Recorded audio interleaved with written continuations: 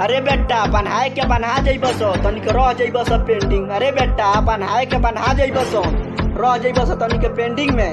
Cameraman focus करू तो अनिए का पापा उतर निशा जी आगले ट्रेंडिंग तो ये एरिया के किंग होई निशा जी का हाल एरिया के किंग होई निशा जी का हाल।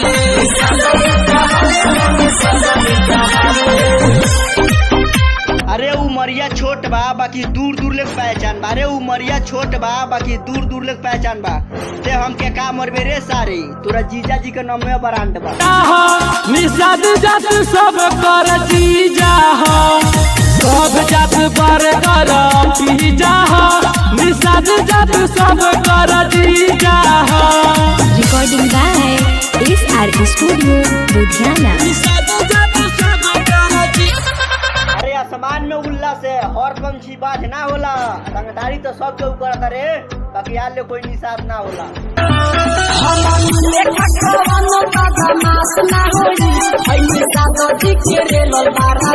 ना हो